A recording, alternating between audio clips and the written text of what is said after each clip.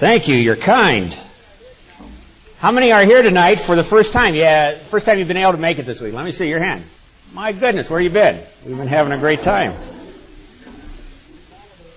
We have been following Peter's admonition this week in 1 Peter chapter 3, verse 15, where he tells us that as Christians, we are to be ready always to give to every person an answer, a reason for the hope that lies within us.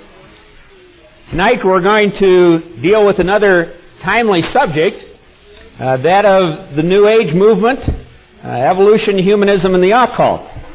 And the reason it's titled that is because the New Age movement really encompasses those three issues, and we want to talk about that tonight. Many of you have heard about the New Age philosophy, the New Age movement.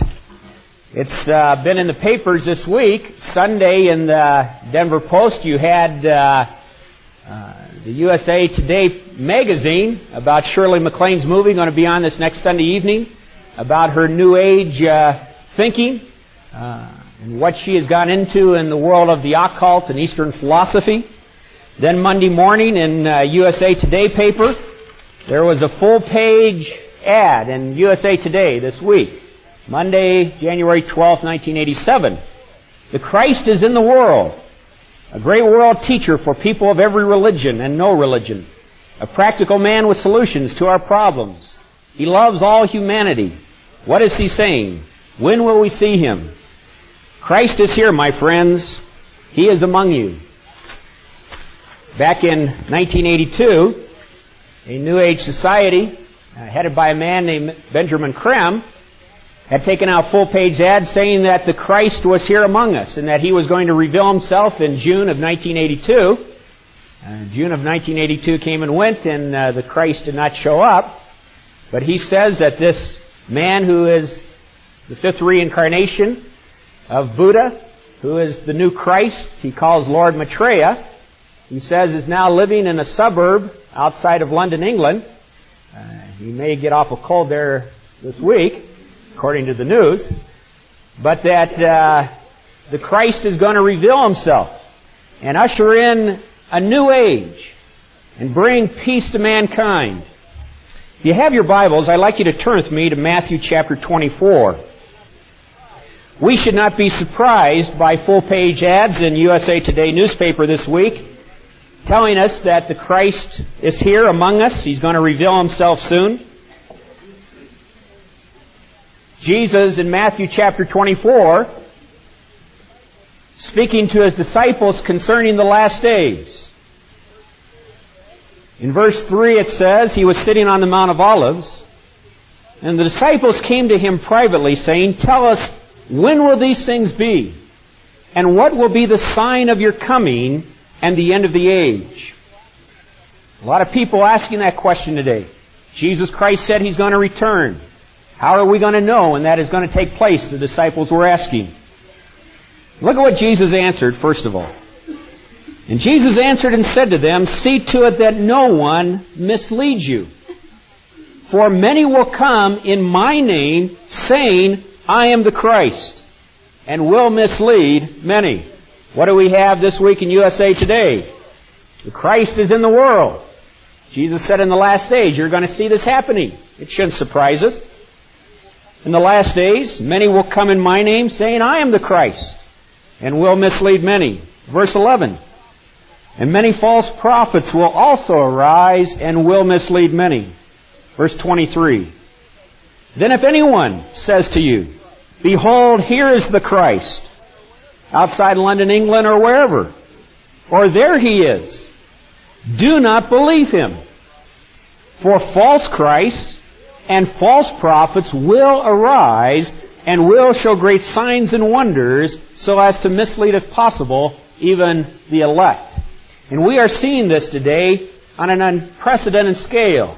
People claiming to be the Christ, who are going to save the world. You have the Moonies, the Unification Church, claiming that some young moon is the second coming of Jesus Christ. In dealing with the New Age philosophy that we are seeing so prevalent, and you're going to see it in Shirley MacLaine's movie Sunday night. Her book, Out on the Limb, Dancing in the Light, she talks about her philosophy. Now, what is the New Age?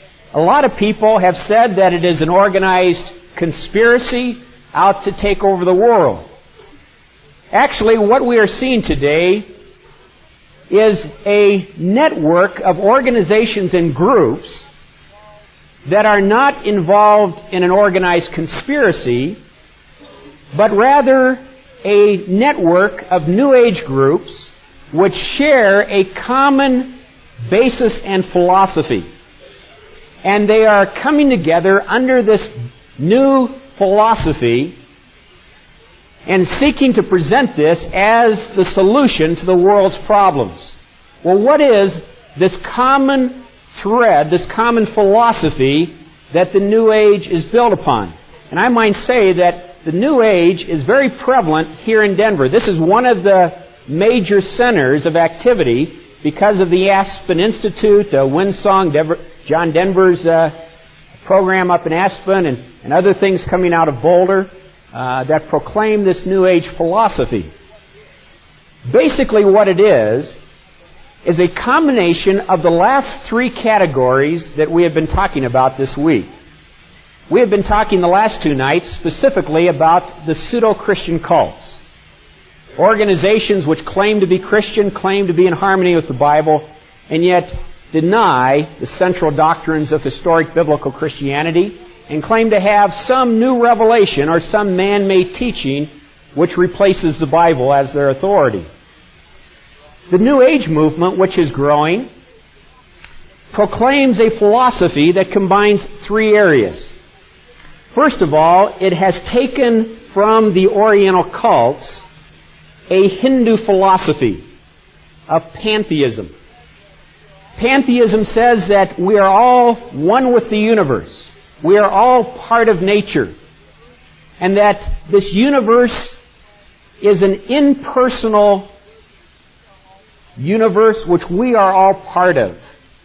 And they have combined that Eastern philosophy with secular humanism of the West. Secular humanism which says there is no personal God. We are all an accident. And we are products of evolution. And secular humanism says that we have evolved physically. We must now evolve mentally and spiritually to achieve our own divine nature. That ultimately man is God himself. So Eastern philosophy says that you are part of the universe, which they define as God, and that you are evolving and becoming God yourself, one with the universe. They also teach with this the idea of reincarnation, as you're going to hear Shirley MacLaine teach Sunday night in her movie. And then they combine Eastern philosophy and Western secular humanism with the occult and the spiritistic cults, and teach that there is a source of power, a supernatural power in the universe that you can gain wisdom and knowledge from and power from to gain control over your life and the life of other people. They talk about having ascended masters or spirit guides who teach them this philosophy. So you're combining Eastern philosophy with Western secular humanism with the occult into a common philosophy which is now called the New Age philosophy. And this is being adopted as a basic permeating philosophy in our media, in our schools, in our universities. But it is like a noxious gas. It's like a gas that many people cannot see, they cannot touch it, they cannot smell it, and yet this philosophy permeates more and more many aspects of our society. And I would like to talk about this new wisdom of the world and what God's Word says about it. If you have your Bibles, turn with me to 1 Corinthians chapter 1.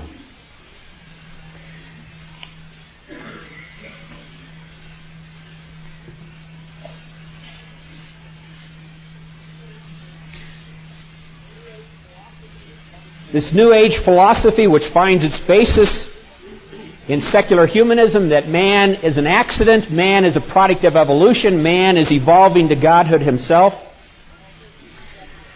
In 1 Corinthians chapter 1, beginning with verse 18, the Apostle Paul says, "For the word of the cross is to those who are perishing foolishness. But to us who are being saved, it is the very power of God. For it is written, I will destroy the wisdom of the wise, and the cleverness of the clever I will set aside. Where is the wise man? Where is the scribe? Where is the debater of this age? Has not God made foolish the wisdom of the world? For since in the wisdom of God, the world through its wisdom has not come to know God. But God was well pleased through the foolishness of the message preached to save those who believe. For indeed Jews ask for signs and Greeks search for wisdom, but we preach Christ crucified. To Jews a stumbling block and to Gentiles foolishness, but to those who are the called, both Jews and Greeks, Christ the power of God and the wisdom of God." I'd like you to notice specifically verse 21 tonight, where Paul says that the world, through its wisdom, has not come to know God. Now, what is the wisdom of the world today that we see in our society? The underlying basis of this New Age philosophy is the philosophy of secular humanism. Secular humanism is a term that is tossed around by a lot of people. What do we mean by that term? Secular humanism begins with the presupposition that says there is no God. That there is no God, man is simply a product of evolution, that man is the measure of all things. This goes along with a philosophy which is the basis of all education in our universities and schools today. And if you understand this, you will understand education and how it operates in our schools. It is based upon the philosophy of naturalism. Naturalism is the philosophy that says that everything can be explained merely in terms of scientific data. Now you're going to see how this is led up in a moment to the New Age thinking. But naturalism has been the basis of education for the last 50, 75 years in our country. It says that there is no God, there is no supernatural, that the only reality is what we can observe and experiment with within our scientific framework of understanding. Now it's very interesting if you study 19th and 20th century philosophy. At the end of the 19th century, you had certain individuals, philosophers and scientists, who declared that God was dead, that there was no God. Now it's interesting, those individuals who said that God was dead, there was no God, it's very interesting that they never once disproved the existence of God. What they did at the end of the 19th century was to set up a definition of reality which was so small that God did not fit. Here's what they did. And if you understand this, you'll understand education today in our schools. At the end of the 19th century, they set up a definition of reality which said the only reality is that which we can observe and experiment with within our three-dimensional box of science. Now, science, as you know, is based upon observation and experimentation of repeatable units. And in science we talk about three dimensions: height, width, and depth. That which we can observe and experiment with. And many philosophers and scientists said, if I cannot put God in a test tube, and if I cannot put God in an algebraic formula, they said, then I'm not going to believe in God. Not because they had disproved God, but because they had put themselves in a finite box of science of three dimensions. And they said, if God doesn't fit my finite box of science, I'm not going to believe in God. They never disproved God, they simply defined Him out of existence with their finite box of science. Their problem was well explained by C.S. Lewis. C.S. Lewis, who was a famous professor at Cambridge and Oxford universities, tells a classical story. Let me share it with you. About the scientist's dilemma who had defined God out of existence. He tells the story about a wise, mystical barnacle sitting down at the bottom of the ocean one day attached to his rock. And in a moment of mystical enlightenment, this barnacle got a glimpse of what man was like. And so he gathered his barnacle buddies around him on the rock down at the bottom of the ocean. And this barnacle began to expound upon the nature of man. He says, man has no shell. He said, man is not attached to a rock. And he said, thirdly, man is not surrounded by water. Well, as time went on, a few of the barnacles got some idea of what man was like. And they soon began to reason and to rationalize that since man had no shell like they had, well, the barnacles reasoned that man must be a shapeless blob of jelly. And the barnacles came to reason that since man was not attached to a rock, well, obviously he had no location where he lived. And the barnacles came to reason that since man was not surrounded by water as they were, that obviously man did not eat since he had nothing to float food to him on.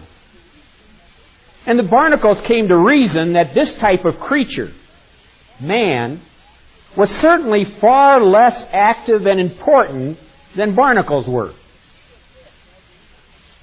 And C.S. Lewis says that we can make the same mistake today, beginning from our finite three-dimensional box of science, in seeking to comprehend the infinite, eternal nature of God.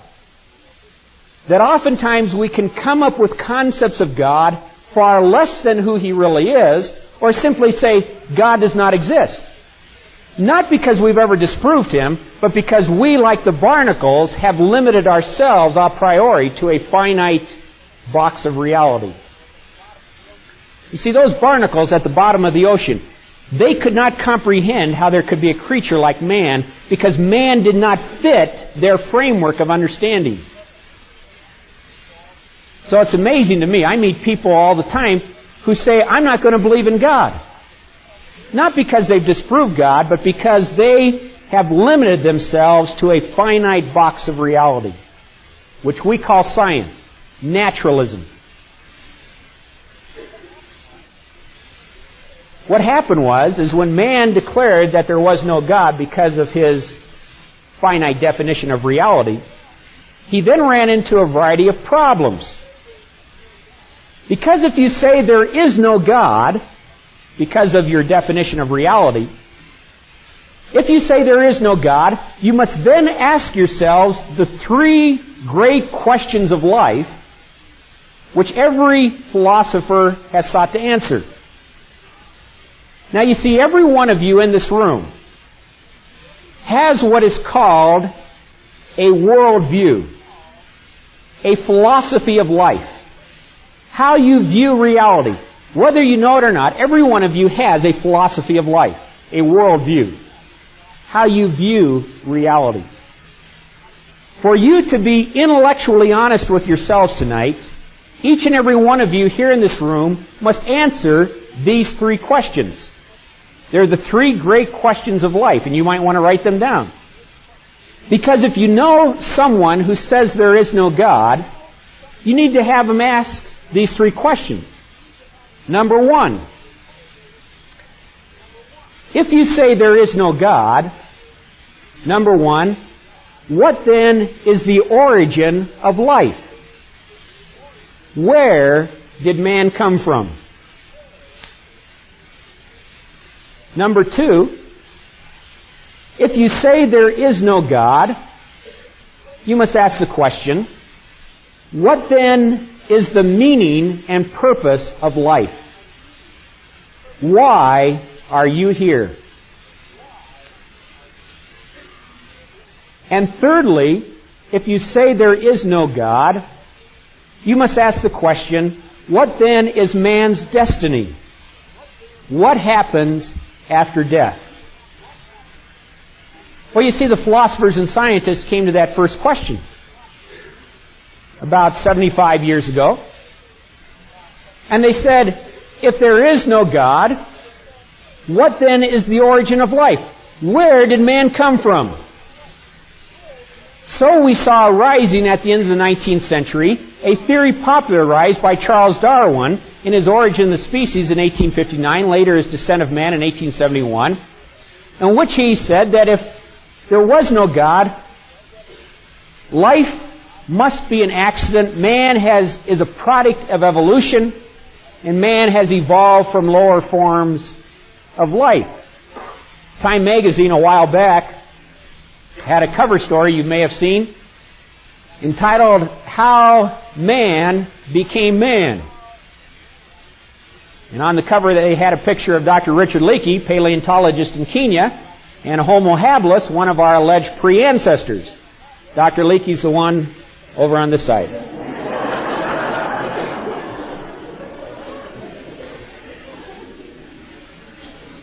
How man became man. Sounds very intellectual. And then Time magazine had an advertisement in that issue for their new Time Life book series entitled The Emergence of Man. It says, begin with the missing link. Here's to enjoy free for 10 days. You can have them running around your house.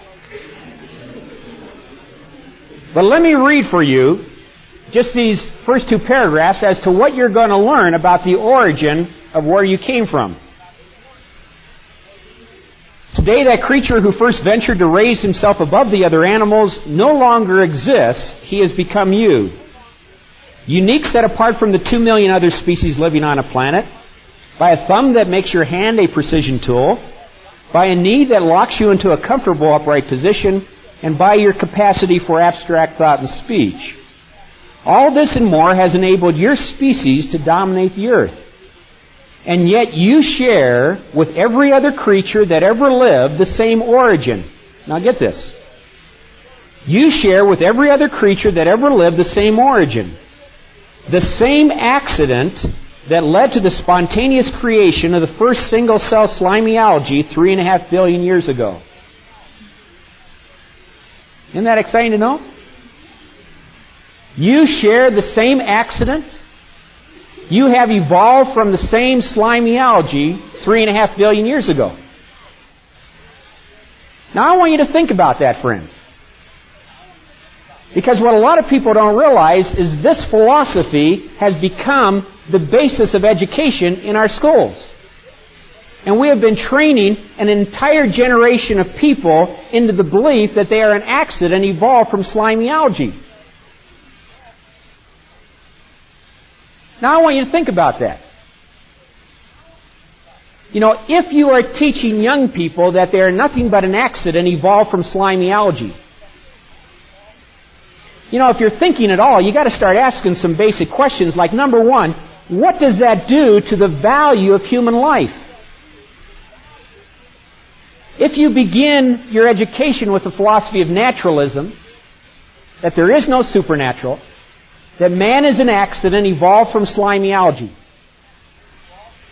as Time magazine puts it here, what value do you have as a human individual?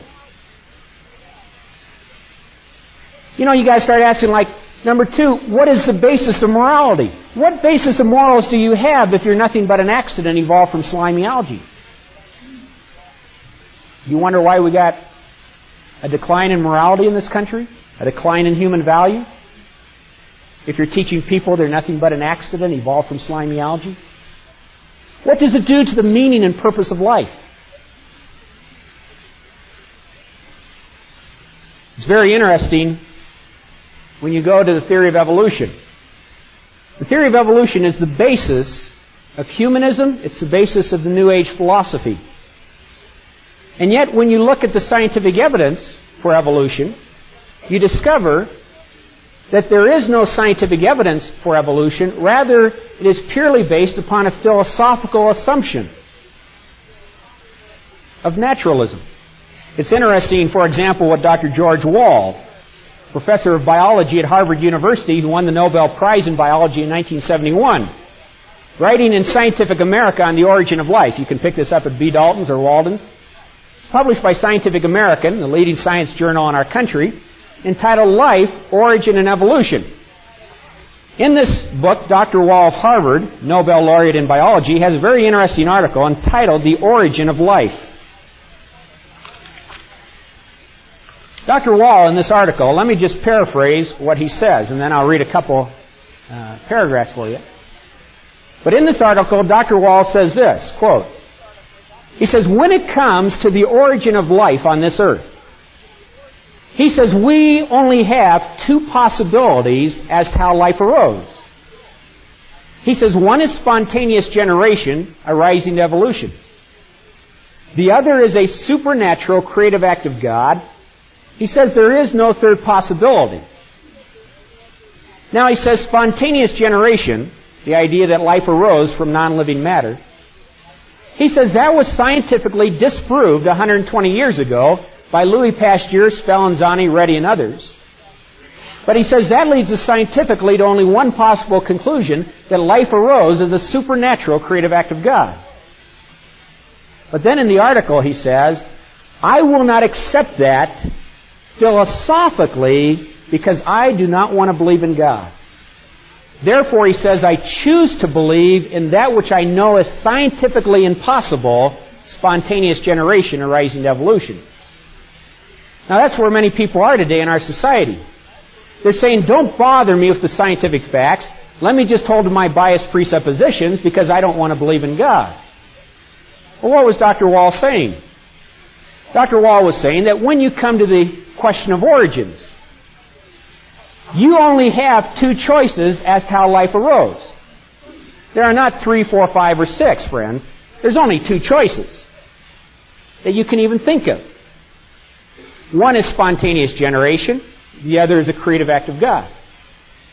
Now he says spontaneous generation was proven to be scientifically impossible 120 years ago. Well, what was spontaneous generation? That was the idea that life was spontaneously generating from non-living matter. Now, Dr. Wall in the article goes into these illustrations. He tells, for example, how people used to believe that when they put a piece of meat, for example, out in the sun, and they let that meat rot and putrefy and decay, people observed over a period of time the decaying meat would spontaneously generate maggots which would turn into flies.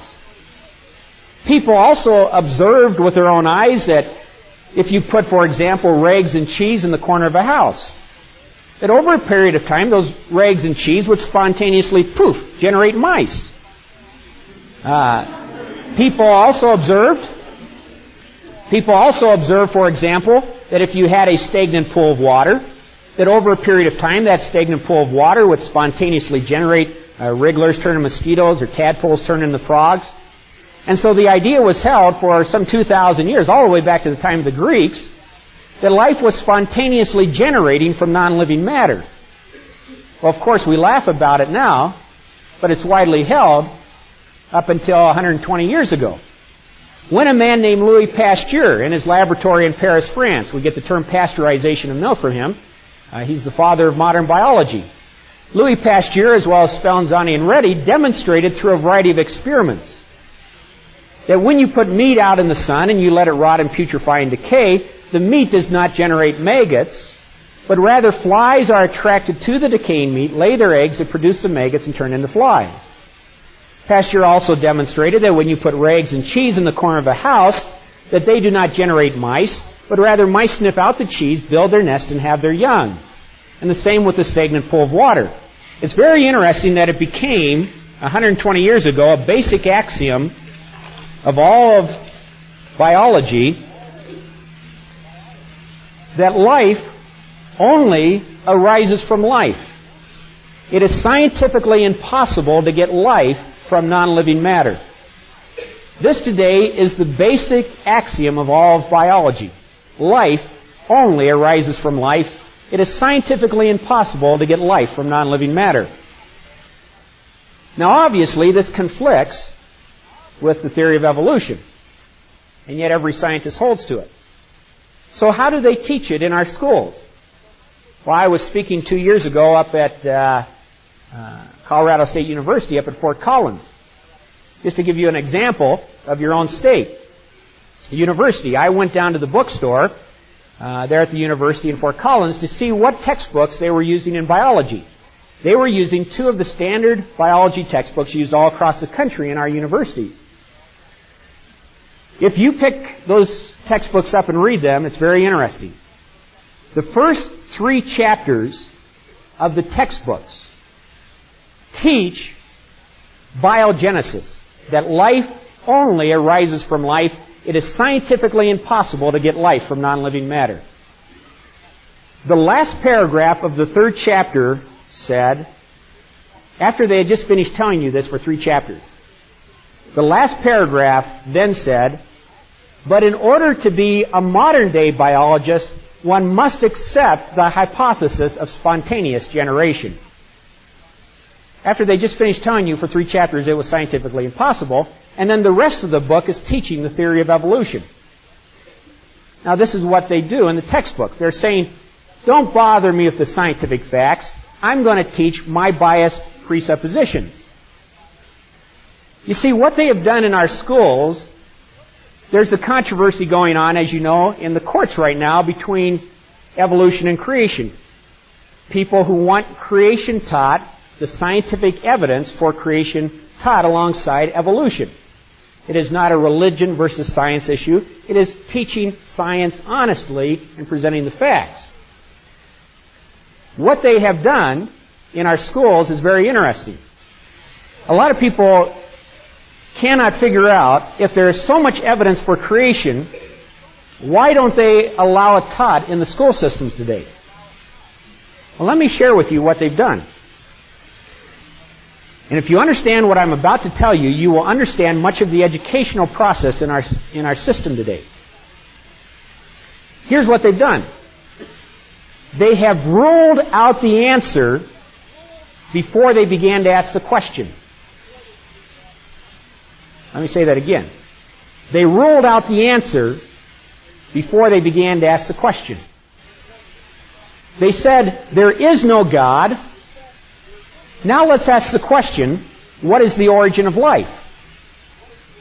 Well, the reason they never find the answer is because they ruled out the answer before they began to ask the question. It's highly anti-intellectual and unscientific to rule out answers before you begin to ask questions. It would be like going to a math class and the first day of math having the professor tell you that there is no number 4. Number 4 does not exist. Number 4 is simply the figment of some fundamentalist imagination. 4 does not exist. And then you come back the second day of class, and the teacher asks you the question, what is 2 plus 2?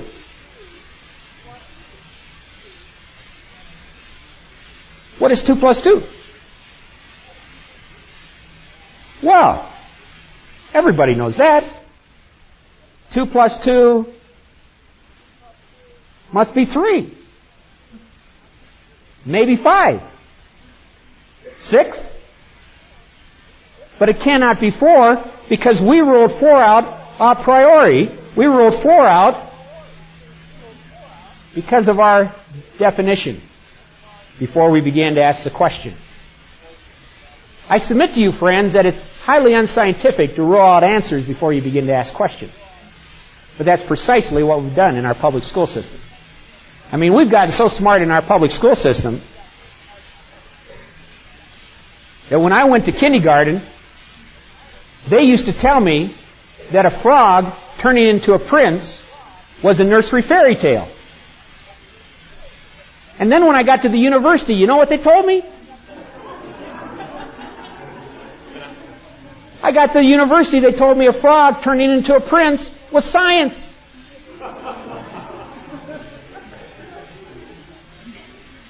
You think about that sometime. I used to confront my professors when I was going to the University of California studying evolution on some of these issues. One professor finally said to me, Carlson, he says, you just got to keep an open mind about these things. Finally, I said one day to him, I said, you know, Professor, that's your problem. You've become so open-minded, your brains have fallen out. And the sad thing is, in the name of being open-minded, there are some people who are no longer thinking, they are no longer discerning, they're no longer critical, they simply accept whatever somebody tells them. Let me read Dr. George Wall, professor of biology at Harvard, Nobel laureate in biology. He says, when Louis Pasteur had finished, nothing remained of the belief in spontaneous generation. Historically, the reasonable view was to believe in spontaneous generation. The only alternative was to believe in a single primary act of supernatural creation. There is no third position. But most modern biologists, having reviewed with satisfaction the downfall of the spontaneous generation hypothesis, yet unwilling to accept the alternative belief in God and special creation, have been left with nothing. For this reason, many scientists choose to regard the belief in spontaneous generation as a, quote, philosophical necessity. It is a symptom of the philosophical poverty of our time that this necessity is no longer appreciated. I think a scientist has no choice but to approach the origin of life through a hypothesis of spontaneous generation, after he just finished telling you it's impossible. And then he says this, the most complex machine man has devised, say an electronic brain or computer, is child's play compared with the simplest of a living organism. One has only to contemplate the magnitude of this task, to concede that the spontaneous generation of a living organism is impossible.